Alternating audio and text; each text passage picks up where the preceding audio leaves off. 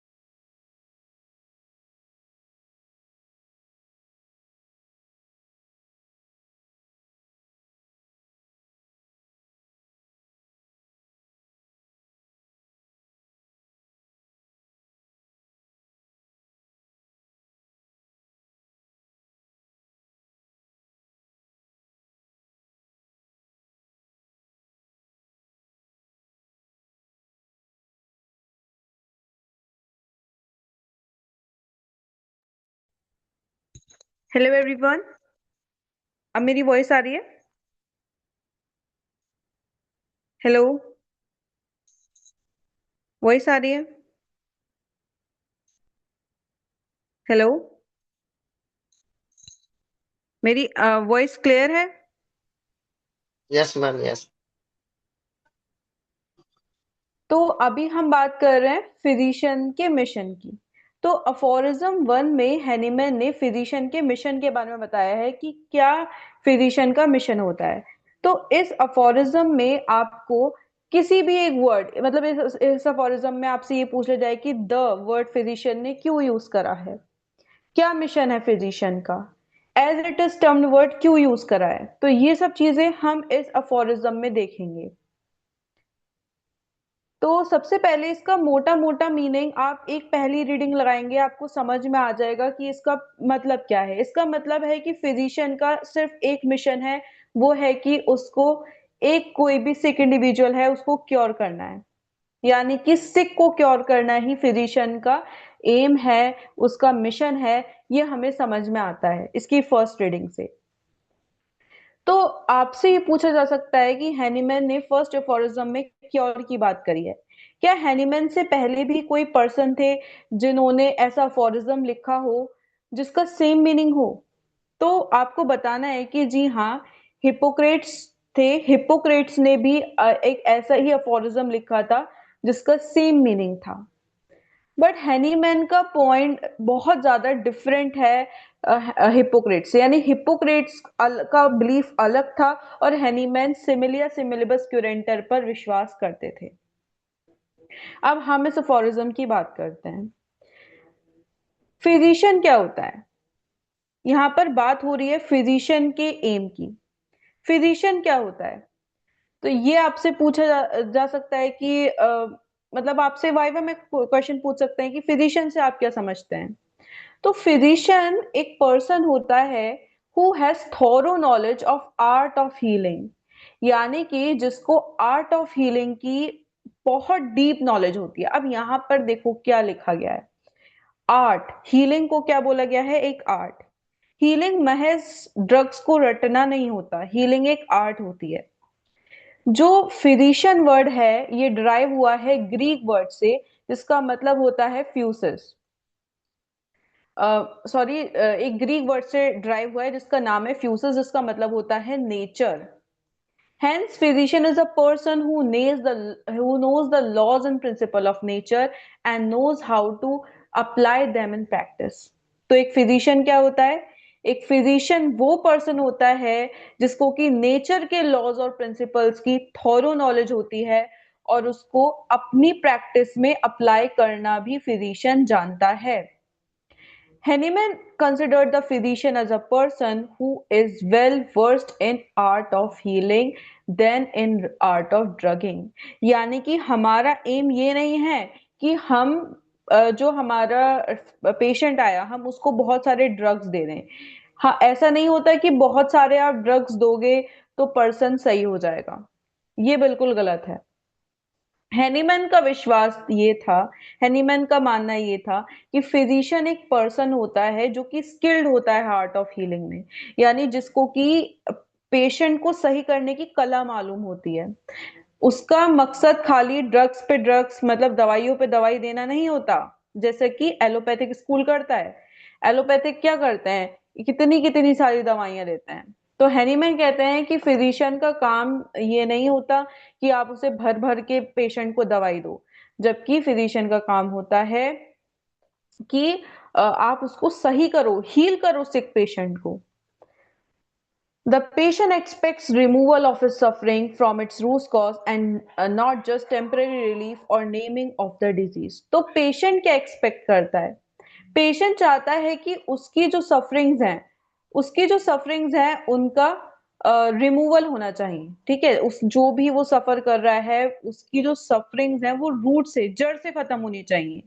सिर्फ टेम्पररी इलाज नहीं होना चाहिए कि भाई अभी उसको क्या था, पेट में दर्द हो रहा था, हमने दवाई दे दी और उसका दर्द अभी तो सही हो गया, फिर उसको 3 दिन बाद फिर दोबारा होने लगा और भी ज्यादा इंटेंसिटी से होने लगा।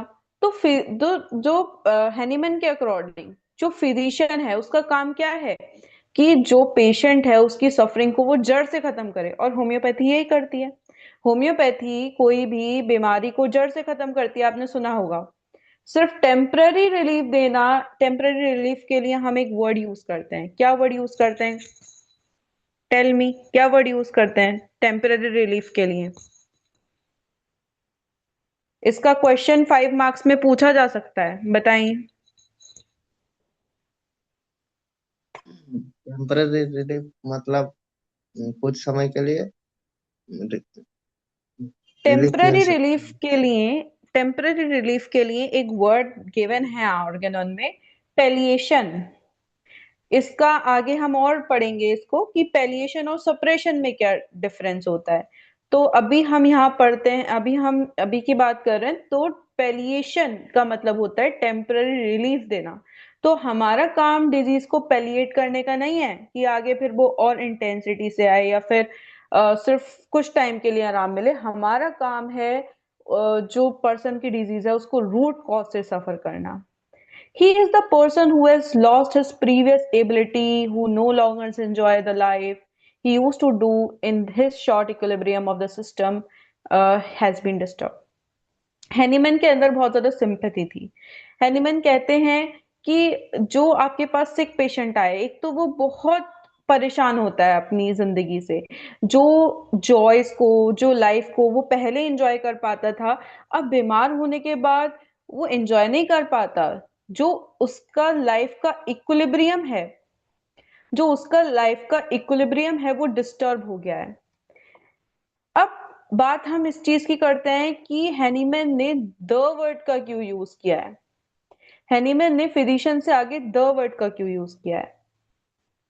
तो हैनीमैन बताते हैं कि फिजिशियन को एड्रेस करते हुए उन्होंने द वर्ड यूज करा है फिजिशियन की क्वालिटी दिखाने के लिए, कि फिजिशियन एक डायग्नोस्टिशियन नहीं होता सिर्फ डिजीज का। डायग्नोस्टिशियन का मतलब कि जो डायग्नोस करे डिजीज को। खाली फिजिशियन का काम डिजीज को डायग्नोस करना नहीं होता कि हाँ भाई तुम्हें बुखार है, तुम्हें ये डिजीज है, ये फलाना डिजीज है, तुम्हें रियोमेटिक अर्थराइटिस है, ये सब चीजें नहीं होता फिजिशियन का काम सिर्फ। उसका काम ये भी होता है, वो प्रोग्नोस्टिशियन भी होता है। प्रोग्नोस्टिशियन का क्या मतलब होता है कि सपोज किसी को कोई भी डिजीज है, उसका आगे प्रोग्नोसिस क्या होने वाला है, यानी कि अभी वो डिजीज है पर्सन को, आगे उसका क्या होने वाला है, कितनी बढ़ेगी, क्या वो सही हो सकती है, क्या वो सही नहीं हो सकती, कितने टाइम में सही होगी, मतलब ये सब चीजें क्या क्या प्रॉब्लम फेस कर सकती है, यानी कि फ्यूचर क्या है डिजीज का, इस चीज को फिजिशियन बताता है। हेल्थ एडवाइजर भी होता है। जो सोसाइटी है, जैसे कोरोना में डॉक्टर्स ने एडवाइस दी थी कि इस तरीके से हमें कोरोना से बचने के लिए ये हमें प्रिकॉशंस लेने हैं, तो वो एक एडवाइजर भी होता है जो सिर्फ ना मतलब सिर्फ पेशेंट को ही नहीं, वो पूरे सोसाइटी को हेल्थ एडवाइस देता है। अ हीलर पेशेंट को ठीक तो करता ही है, अ हीलर होता है और एक काउंसलर भी होता है। जैसे आप जब होम्योपैथी पढ़ोगे, आपको आप उसकी मेंटल हिस्ट्री लोगे, आप उसकी जनरल हिस्ट्री लोगे, तब आप जब पेशेंट क्या होता है अपनी जिंदगी से बहुत ज्यादा परेशान होते हैं, इतने एंजाइटी इतना ट्रॉमा सफर कर रहे होते हैं कि उनको किसी काउंसलर की नीड होती है, उनमें सुसाइडल डिस्पोजिशन होती है पेशेंट्स में। तो इस समय पे डॉक्टर का क्या फर्ज बनता है कि वो उसको उसकी काउंसलिंग करे, उसकी हेल्प करे। तो यहाँ पर द जो है वो क्वालिटीज बता रहा है फिजिशियन की, ना ही सिर्फ वो डायग्नोस्टिशियन होता है, जबकि वो प्रोग्नोस्टिशियन भी होता है, हेल्थ एडवाइजर भी होता है, हीलर भी होता है, काउंसलर भी होता है। His prime mission is to cure the sick. और फिजिशियन का प्राइम मिशन क्या होता है, जो बीमार है उसको क्योर करना। His knowledge must be use to, जो फिजिशियन इतनी सारी नॉलेज हम 5.5 साल में गेन करेंगे अपना बीएचएमएस करके, तो हमारा काम क्या है, हमारी जितनी भी नॉलेज है हम उसको पेशेंट की फिजिकल मेंटल और सोशल डिस्टरबेंसेस को ठीक करने के लिए यूज करें, ये हमारा सोल एम है।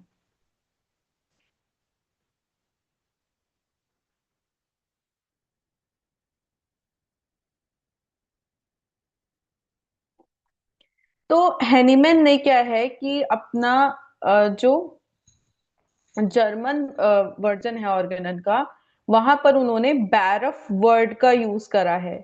डिफरेंट इंग्लिश ट्रांसलेशन आए इसके, उन्होंने डिफरेंट डिफरेंट वर्ड में इसको ट्रांसलेट करा। सी वेसलहॉफ ने इसको बोला कॉलिंग, ठीक है। सी ए बेलविड ने इसको बोला यही कॉलिंग बोला उन्होंने। सी ई व्हीलर ने इसको एम बोला। हम किसकी बात कर रहे हैं यहाँ पे, मिशन की बात कर रहे हैं। मिशन को क्या क्या बोला गया है, डिफरेंट डिफरेंट लोगों ने क्या बोला है। ओरिजिनल जर्मन में तो इसको बैरफ बोला गया है, हैनीमैन ने इसको बैरफ बोला है। देन सी ई व्हीलर ने इसको एम बोला है, सीई व्हीलर ने इसको एम बोला है, सी वेसलहॉफ ने कॉलिंग बोला है, आर ई डजन ने इसको मिशन ऑफ फिजिशियन बोला है, ठीक है, मतलब मिशन बोला है। मतलब ये इसी वर्ड की डिफरेंट डिफरेंट आपको बताया गया है। ये वाइवा पर्पस से इंपॉर्टेंट है, स्पेशली कॉम्पिटिटिव एग्जाम में पूछा जा सकता है कि हैनीमैन ने कौन सा वर्ड बोला था मिशन की जगह, आपको बताना है वेरफ बोला था। फिर आपसे पूछा जा सकता है कि चलिए आरी डजन में तो आपको मिशन दे रखा है, सीई व्हीलर की ट्रांसलेशन में क्या गिवन है, तो आपको बताना है एम गिवन है। और बोरिक ने भी सेम डजन का ही लिखा है। अब हम बात कर रहे हैं मिशन वर्ड की। आप एक बार दोबारा से रीड कर लीजिए, जो अफोरिज्म 1 है एक बार उसको दोबारा रीड करिए। The physician's high and only mission is to restore the sick to health to cure as it is done. अब हम इस अफोरिज्म में अभी हमने बात करी द फिजिशियन की, कि फिजिशियन कौन होता है, उसके क्या पर्पस होते हैं। अब हम बात कर रहे हैं मिशन की, कि फिजिशियन का मिशन क्या होता है। Physician must attend his patient with inner passion to serve, to save. The patient and not just with the sense of attending duties. यानी फिजिशियन का ये नहीं होना चाहिए कि हाँ भाई ये मेरा प्रोफेशन है, बस मेरे को पेशेंट का इलाज करना है। मतलब जैसे बहुत सारे डॉक्टर देखा होगा आपने, 5 मिनट भी पेशेंट से बात नहीं करते। तो हैनीमैन का कहना है कि आपको अंदर से अपने मतलब आपके अंदर इनर पैशन होना चाहिए। ठीक है, आपका सिर्फ मकसद नहीं है कि आप अपनी ड्यूटीज अटेंड करें। Hahnemann considered curing the sick as holy and ultimate activity of physician. Curing the sick यानी कि एक बीमार इंसान को सही करना एक पवित्र काम होता है, होली काम होता है, और यही फिजिशियन का अल्टीमेट मिशन होता है, अल्टीमेट एक्टिविटी होती है।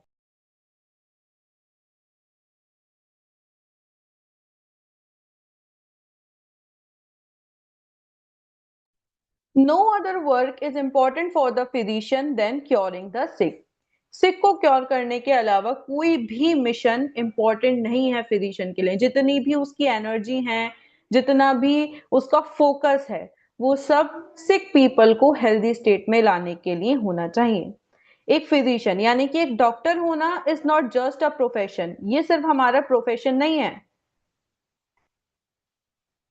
who attends his duties for which he is trained, यानी कि हमारा सिर्फ ये प्रोफेशन नहीं होता, ये एक महज डॉक्टर होना एक महज प्रोफेशन नहीं है, बट ये यहाँ पर हमें ह्यूमैनिटेरियन अप्रोच रखनी चाहिए।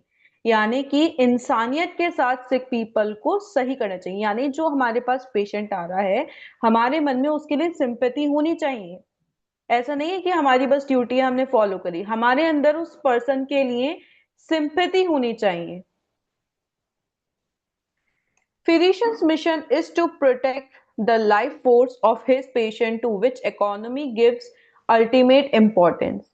He is the guardian of the most precious thing in the world, life. तो हैनीमैन जो फिजिशियन है उसको क्या बोला गया है? लाइफ का गार्जियन बोला गया है। ठीक है, फिजिशियन का काम है जो हमारी लाइफ फोर्स है। लाइफ फोर्स कौन सी है? Vital force. वाइटल फोर्स को ठीक करना जो फिजिशियन है उसका काम है। Life is invisible substantial.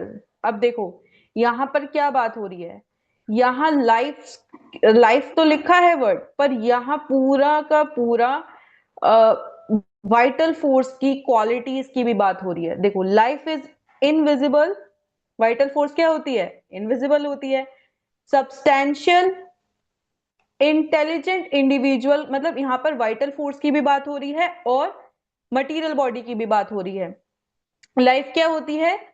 Vital vital force और आपकी बॉडी का मटेरियल और मैम इमटेरियल का वाइटल कॉम्बिनेशन फोर्स होती है। इमैटेरियल होता है। हाँ, वाइटल फोर्स इमटेरियल होता है, बट लाइफ क्या होती है? वाइटल फोर्स और मटेरियल बॉडी से मिलके बनी होती है। यानी वाइटल फोर्स इमटेरियल है उसका, और हमारी मटेरियल बॉडी का कॉम्बिनेशन से मिलके लाइफ बनती है।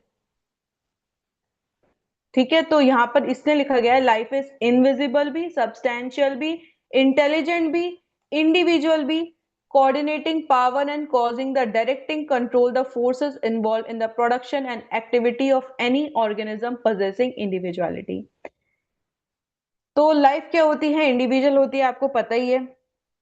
तो हमारी जो लाइफ होती है ये एक कॉम्बिनेशन होती है हम मटेरियल बॉडी का और इमटेरियल बॉडी का। यहाँ पर क्या होती है, जो हमारी इनविजिबल वाइटल फोर्स होती है वो और हमारी मटेरियल बॉडी के बीच में कोऑर्डिनेशन हो रहा होता है। ठीक है, हमारी मटेरियल बॉडी और हमारे इमटेरियल वाइटल फोर्स आपस में कोऑर्डिनेट करते हैं। वाइटल फोर्स कंट्रोल करती है हमारी मटेरियल बॉडी को, जितनी भी हमारी बॉडीज में एक्टिविटीज हो रही हैं उनके लिए जो एनर्जी चाहिए, जितने भी हमारे बॉडीज में मेटाबॉलिक प्रोसेसेस हो रहे हैं, उन सबको कौन कंट्रोल करता है? वाइटल फोर्स कंट्रोल करती है, says start clause. Henneman stressed upon this point by using high and only mission। तो मिशन को हैनीमैन ने एम्फेसाइज करा है उसके आगे हाई एंड ओनली लिखकर। अब बात करते हैं हम concept of health and disease.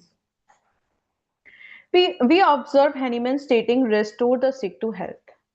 हमें पता है हैनीमैन ने क्या कहा था। हैनीमैन ने कहा था कि आपको रेस्टोर करना है सिक को हेल्थ में। And not disease to health. यानी अब हम देखने वाले हैं कि डिजीज में क्या डिफरेंस होता है और एक सिक में क्या डिफरेंस होता है। मतलब हैनीमैन ने सिक बोला है, यानी हैनीमैन ने पूरे इंडिविजुअल की बात करी है, केवल डिजीज की नहीं। मतलब अगर फॉर एग्जांपल कोई पेशेंट आपके पास इरप्शंस लेके आया, तो आपका ये काम नहीं है कि आपने उसको एक ऑइंटमेंट दे दिया कि भाई इसको लगा लो, और फिर अगले दिन आपने देखा कि हाँ भाई इसके तो इरप्शन नहीं आए, आपने सोचा कि डिजीज सही हो गई। नहीं, पर्सन को मेंटली, हम तो मेंटल हेल्थ पे ध्यान, मतलब मेंटली जो पर्सन की स्टेट होती है उस पे ध्यान ही नहीं देते हैं एलोपैथ्स। तो हमारा काम है मेंटली, फिजिकली, हर तरीके से जो हमारे पास सिक आया है उसको ठीक करना। अभी हम इसको आगे और डिटेल में पढ़ते हैं। Hahnemann considers health as a state of wellbeing. अब हेल्थ क्या होती है? हेल्थ होती है state of wellbeing. State of wellbeing मतलब जहां पर्सन बहुत हैप्पी है, अच्छे से अपनी लाइफ को एंजॉय कर रहा है, कोई गुस्सा नहीं, कोई एंग्जाइटी नहीं, बिल्कुल आराम से वो मस्त मौला अपने जीवन को एंजॉय करता है। यहाँ पर उसके सारे जितने भी स्ट्रक्चर्स हैं, और मतलब जितने भी स्ट्रक्चर्स हैं यानी जितने भी बॉडी ऑर्गन्स हैं, वो हेल्दी हैं, वो अपना फंक्शंस अच्छे से कर रहे हैं, कोई भी डिस्कम्फर्ट पेशेंट को महसूस नहीं हो रहा है, पूरी बॉडी हार्मनी में है। हेल्थ कंडीशन में जो वाइटल फोर्स है वो बिल्कुल हेल्दी है, उसने बॉडी को भी हेल्दी रख रखा है। Health is not just absence of disease from the body. तो एलोपैथ्स का क्या बिलीव है कि अगर आपकी बॉडी में कोई भी डिजीज नहीं है इसका मतलब आप हेल्दी हैं। ये एलोपैथिक पॉइंट ऑफ व्यू है। या फिर आप कहो ये पुराना बिलीफ था कि अगर आपकी बॉडी में कोई भी डिजीज नहीं है, डिजीज मतलब अगर जैसे आपको कोई इरप्शन नहीं हो रहे, कुछ कोई भी सारे ऑर्गन्स अगर आपके मतलब अगर किसी को बुखार नहीं है, ये नहीं है, वो नहीं है, तो वो हेल्दी है। ऐसा मानना था पहले के जमाने का। बट हेल्थ क्या है? हेल्थ एक्चुअल में क्या होती है? Health is that balance state of the organism in which integral harmonious performance of vital functions tends to preservation of organism and the normal development of individual. Health वो balance state होती है body की जहां पर सबसे पहले आपका vital force healthy है, और वाइटल फोर्स हेल्दी है तो आपके जितने भी फिजियोलॉजिकल फंक्शंस हो रहे हैं बॉडी के, जितने भी ऑर्गन्स हैं वो हार्मनी में काम कर रहे हैं। यानी कि अपना फंक्शन बिल्कुल अच्छे से कर रहे हैं। और प्रिजर्वेशन ऑफ ऑर्गेनिज्म यानी कि उस पर कोई भी बाहर से बैक्टीरिया, फंगस, ये सब चीजें उस पर अटैक नहीं कर रही हैं, और पर्सन का नॉर्मल डेवलपमेंट हो रहा है, नॉर्मल लाइफ एक पर्सन जी रहा है।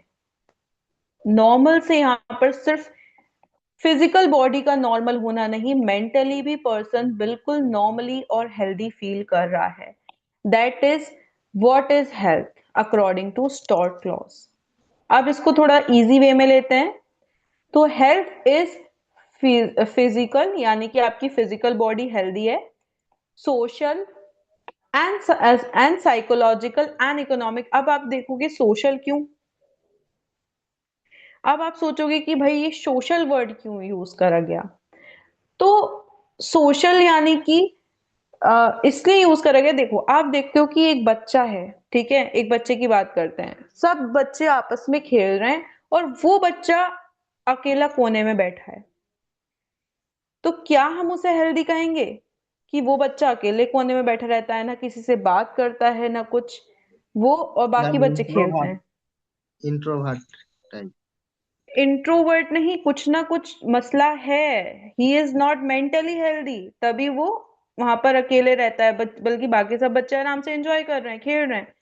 तो दिस इज, इसलिए हम कहते हैं कि सोशली भी पर्सन हेल्दी होना चाहिए, फिजिकली भी हेल्दी होना चाहिए, साइकोलॉजिकली, यानी कुछ लोग आप देखोगे इतना गुस्सा आता है कि इतना रेज आया है कि मर्डर कर दिया, तो यानी वो लोग साइकोलॉजिकली हेल्दी नहीं है। किसी पर्सन ने सुसाइड कर लिया यानी वो लोग साइकोलॉजिकली हेल्दी नहीं है। इकोनॉमिकली भी हेल्दी होना चाहिए, क्योंकि आप देखोगे कि पैसों की कमी की वजह से लोग खाना नहीं खा, मतलब लोगों को अपना नीड्स पूरी नहीं हो पाती प्रोटीन की। लोगों को मरासमस हो जाता है, यानी कि उनका देखोगे मसल मास बहुत कम रहता है बच्चों का, और पेट निकला हुआ होता है, या प्रोटीन डेफिशिएंसी डिजीज क्वाशियोरकर हो जाता है। तो इस तरीके की डिजीजेस आप देखोगे। और फिर गरीबी भी अपने आप में एक बीमारी होती है, तो इसलिए इकोनॉमिकली भी वेल होना चाहिए। तो एक हेल्दी पर्सन वो होता है जो physically, socially, psychologically, economically well होता है, according to WHO। In healthy condition, man lives without any complaint from his surrounding environment. Healthy condition में अपना जो भी आसपास का एनवायरनमेंट होता है, मैन को उससे कोई भी कंप्लेंट्स नहीं होती हैं, वो वहां पर आराम से जी रहा होता है। Health is a state of absence of symptoms of any sort, किसी भी प्रकार के सिम्टम्स नहीं आ रहे होते। यहाँ पर हर टाइप के सिम्टम की बात हो रही है, mental, physical, every type of symptom. So long as the healthy man lives, he lives normally in favorable environment. He moves, he thinks, feels, acts, reacts in orderly manner. तो सारी चीजें वो orderly करता है। नाउ अब health क्या होती है, जैसे कि मैंने बताया, health is the condition of a person where he is enjoying state of well being, maintaining the sensation and functions of body with ease and comfort without any complications with the surroundings। यानी कि ऐसी state जहां पर उसकी body के sensation और functions बिल्कुल smoothly चल रहे होते हैं, कंफर्ट में चल रहे होते हैं, सराउंडिंग से भी कोई भी कंप्लेन नहीं आ रही होती, यानी कोई भी एलर्जिक डिजीजेस जो हो जाती हैं वो भी नहीं हो रही होती, और वो अपने IPR यानी अपनी फैमिली के साथ अच्छे से एंजॉय कर रहा होता है, उनसे कोई लड़ाई झगड़ा नहीं हो रहा होता। वो चीज क्या होती है, हेल्थ होती है। In short it is ease and comfort, जब पर्सन बहुत कंफर्टेबली अपनी लाइफ बिता रहा है, that is health. In healthy condition man is not aware, और हम जब हम हेल्दी होते हैं हमारा ध्यान नहीं जाता।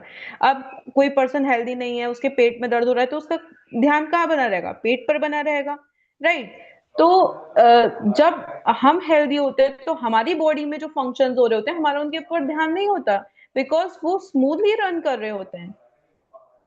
हर फंक्शन जो बॉडी का होता है वो अनइंटरप्टेडली चल रहा होता है, heart beats, lung beats, kidney filters and stomach digest, but the man does not notice it all. उसको क्या फर्क, वो सांसें ले रहा है, अगर उसे एज्मा होता तो हाँ उसका सांसों पे ध्यान जाता, उसको डिस्निया होता, सांस लेने में डिफिकल्टी होती, बट अभी वो जब वो हेल्दी होगा तो उसका कहाँ ध्यान जाएगा। But man does not notice this all. He is in a state of perfect ease. The value of health can be best understood only when one loses it. जब एक इंसान अपनी हेल्थ खो देता है तभी उसको पता चलता है कि इस हेल्थ की क्या अहमियत होती है। फिर डिजीज क्या होती है। Disease is the disturbance in the harmonious state of the body, यानी कि जो भी बॉडी की हार्मोनियस स्टेट चल रही है अगर उसमें डिस्टरबेंस आ जाता है तो उस चीज को हम डिजीज कहते हैं। यानी अभी तक पर्सन हेल्दी था, बिल्कुल कंफर्ट में चल रहा था, माइंड भी हेल्दी था, बॉडी भी हेल्दी थी, वाइटल फोर्स भी हेल्दी थी, अब उसमें डिस्टरबेंस आ गया, अब वो डिस्कम्फर्ट में चला गया, that is disease. Disease is an abnormal vital process, a changed condition of life which is inimical to the true development। यानी ट्रू जो डेवलपमेंट होता है उसके विरुद्ध। ठीक है, डिजीज क्या होता है, एक अबनॉर्मल वाइटल प्रोसेस होता है, यानी कि यहाँ पर जो भी आपकी नॉर्मल कंडीशंस चल रही थी अब वो क्या हो गई हैं, अब नॉर्मल हो गई हैं। ठीक है, आपका अब ट्रू डेवलपमेंट नहीं हो पा रहा है एक पर्सन का, और ऑर्गेनिक डिसोल्यूशन हो रहा है। ऑर्गेनिक डिसोल्यूशन यानी कि उसके ऑर्गन्स खराब हो रहे हैं, that is disease. Disease is nothing but the deviation of health, यानी कि आपका अगर हेल्थ खो जाए तो आप कौन सी स्टेट में आ जाओगे, डिजीज स्टेट में। ठीक है, और हम डिजीज को कैसे समझते हैं, मोर्बिड साइंस एंड सिम्टम्स से। डिजीज, हर डिजीज अपने साइंस एंड सिम्टम शो करती हैं। ठीक है, साइंस एंड सिम्टम महज बॉडी पे शो नहीं होते, माइंड पे भी शो होते हैं। ठीक है, हमको लगता है यार ये इसको तो एसिम्प्टोमेटिक कोरोना हुआ है, नो, कि उस वो जो पर्सन है अगर उसके फिजिकल बॉडी पे आपको शो नहीं हो रहे तो उसके माइंड पे आपको जरूर शो होंगे। ठीक है, ये आगे आगे आप ऑर्गेनन पढ़ोगे तब आपको धीरे धीरे समझ में आएगा। The disease, according to the dominant medical school, is nothing but the tissue change or the rearrangement. उनका मानना था कि भाई टिश्यू में कोई चेंज हो गया, ठीक है। तो मतलब वो जो एलोपैथिक स्कूल था, उसका डिजीज का कॉन्सेप्ट बस फिजिकल बॉडी तक था, कि भाई अगर आपका कोई ऑर्गन में गड़बड़ हो गई तो आप डिजीज हो, अदरवाइज आप हेल्दी हो। But Hahnemann explained that derangement of tissue changes is always followed by dynamic derangement of vital force. पर Hahnemann का मानना था कि भाई टिश्यू चेंज हुआ, आपने कहा टिश्यू चेंज हुआ, पर क्यों हुआ टिश्यू चेंज? क्यों ये टिश्यू चेंज हुआ? क्योंकि वाइटल फोर्स डिरेंजमेंट हुई। क्योंकि वाइटल फोर्स डिरेंजमेंट हुई, उसी का रिजल्ट था कि बॉडी में टिश्यू डिरेंजमेंट हो रहा है। The disease always manifest in the dynamic plane. सबसे पहले डिजीज डायनेमिक आएगी, यानी कि सबसे पहले वाइटल फोर्स अफेक्ट होगा, उसके बाद आपका फिजिकल बॉडी पे या मटेरियल बॉडी पे आपका रिफ्लेक्ट होती है। Only dynamic miasmatic power can derangement dynamic vital force. Dynamic vital force को सिर्फ और सिर्फ डायनेमिक माइजमेटिक पावर यानी कि माइज में ही अफेक्ट कर सकता है।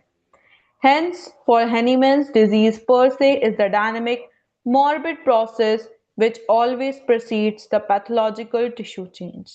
Hahnemann के अकॉर्डिंग क्या था?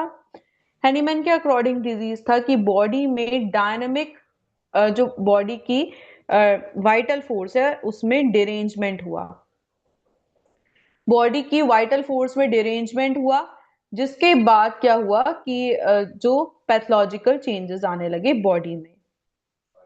Derangement of vital force always exhibit itself only by functional and behavioral changes which are called as symptoms. जब भी vital force derange होती है तो हमें ये कैसे पता लगता है कि vital force deranged है? Vital force हमेशा जब derange होती है तो वो signs and symptoms देती है।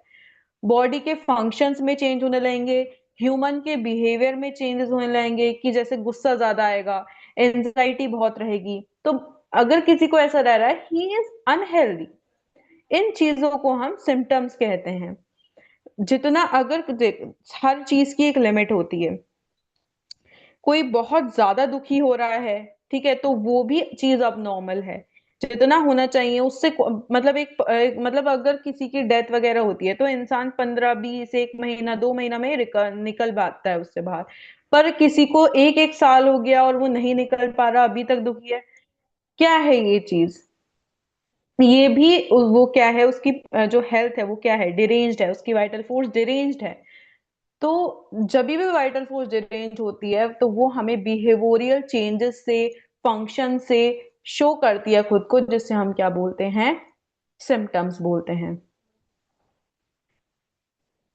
फिर नेक्स्ट है this functional changes are not control with the help of similar yet stronger dynamic medicine it advance to structural changes. अगर हमने इसको सही नहीं करा हमारी होम्योपैथिक मेडिसिन से, तो आगे ये स्ट्रक्चरल